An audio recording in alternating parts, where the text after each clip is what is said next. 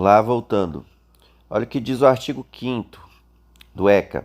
Nenhuma criança ou adolescente será objeto de qualquer forma de negligência, discriminação, exploração, violência, crueldade e opressão, punido na forma da lei qualquer atentado, seja por uma ação, uma conduta comissiva, seja por uma omissão, um deixar de fazer, aos direitos fundamentais da criança e do adolescente, tá? Portanto, qualquer tipo de situação que cause algum tipo de negligência, discriminação em razão de cor, em razão de procedência, etc. Exploração sexual, crime gravíssimo, né?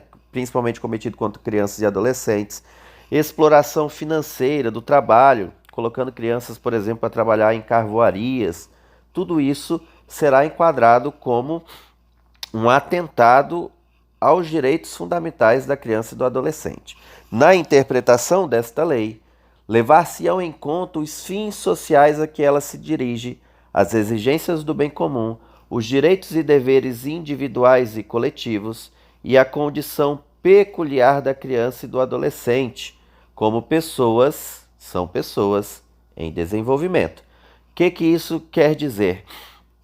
Tanto o Conselho Tutelar, o Ministério Público, a polícia, o Judiciário, etc., quando forem tratar de qualquer tema relacionado a crianças e adolescentes, tem que levar em conta os fins sociais dessa lei, quais sejam os fins sociais, no sentido de proteção integral da criança. Então, a interpretação da norma tem que ser sempre a mais favorável à criança, ao adolescente, aquela que traga mais benefícios à criança e ao adolescente.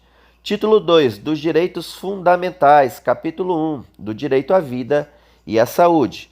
A criança e o adolescente têm direito à proteção à vida e à saúde, mediante a efetivação de políticas sociais públicas que permitam o nascimento e o desenvolvimento sadio e harmonioso, em condições dignas de existência.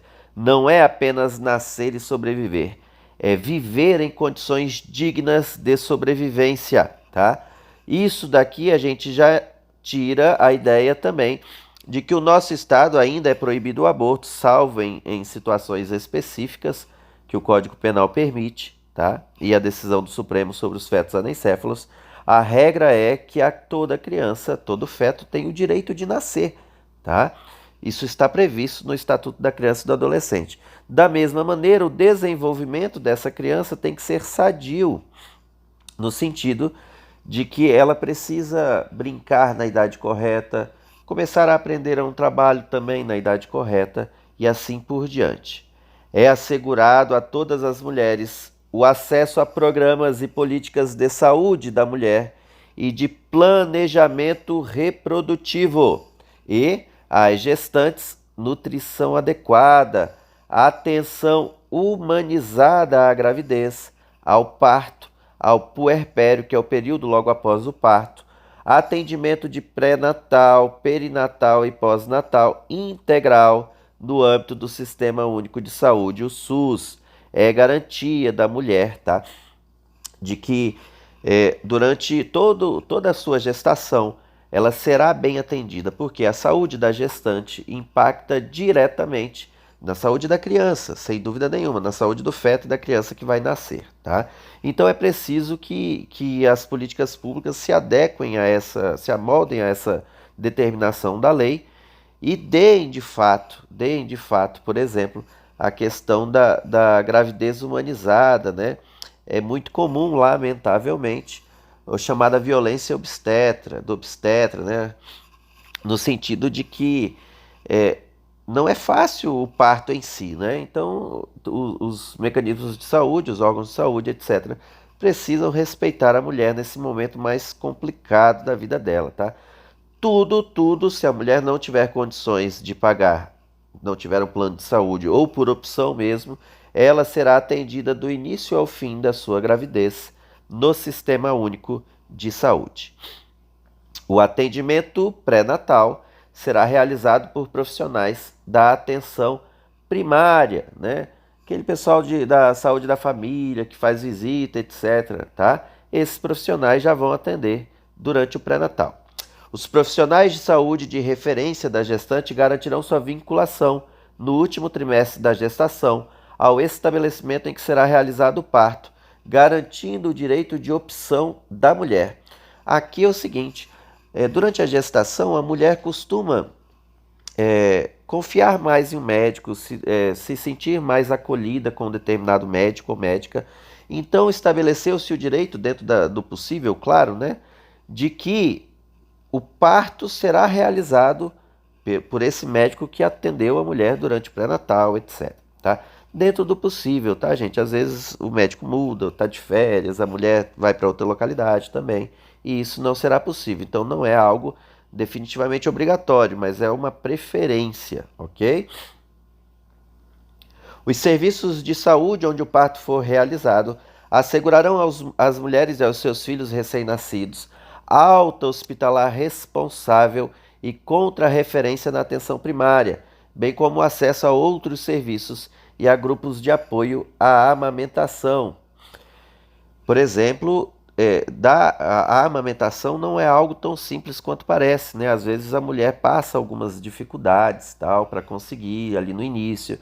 Então ela precisa ter um apoio, um acompanhamento com paciência, tá? O bebê precisa ter um acompanhamento já primário, inicial na sua questão de saúde, ele tem uma série de vacinas e exames que precisam ser feitos. Então tudo isso aqui já tem que ser providenciado logo após o parto, esse tipo de assistência à mulher e à criança. Incumbe ao poder público proporcionar assistência psicológica à gestante e à mãe no período pré e pós-natal, inclusive como forma de prevenir ou minorar as consequências do estado puerperal. O estado puerperal, de acordo com a medicina, nem vai ser cobrado disso de vocês o conceito, mas é a ideia de que logo após o parto, em razão dos hormônios, às vezes do sofrimento, a mulher sofre de depressão, sofre de alguns outros problemas psicológicos que podem, inclusive, fazer com que essa gestante, com que essa mulher venha a matar o bebê. Isso é o crime de infanticídio previsto no Código Penal. Tá? Para evitar esse tipo de situação, a unidade de saúde, onde a mulher foi acompanhada, onde ela foi acompanhada no pré-natal e no pós-natal, né, após o parto, tem que tentar perceber essa situação e indicar o tratamento adequado, psicólogo, etc., a fim de prevenir ou diminuir as consequências do estado puerperal, que, por incrível que pareça, é grave, tá? Tem que tomar cuidado, né? O mais comum é apenas a depressão e algum certo sofrimento para a mulher, mas chega-se ao extremo da mulher tirar a vida do recém-nascido, tá? A assistência referida no parágrafo 4º deste artigo deverá ser prestada também a gestantes e mães que manifestarem o interesse de entregar seus filhos para a adoção, bem como a gestantes e mães que se encontrem em situação de privação de liberdade. Vejam só, se a mulher manifestar o interesse de dar o filho, né, que vai nascer à adoção, ela precisa ser acompanhada, um tratamento psicológico, uma assistência social, para ser identificado qual é a razão de que ela quer dar a adoção, se é por apenas questões financeiras ou se realmente ela não quer criar a criança. E de acordo com a situação especial de cada mulher, será dado um tratamento diferenciado. A gestante que está em privação de liberdade, portanto a presa ou a que está submetida à medida de segurança, imaginem só, geralmente as crianças ficam no presídio até os 6 meses de idade apenas.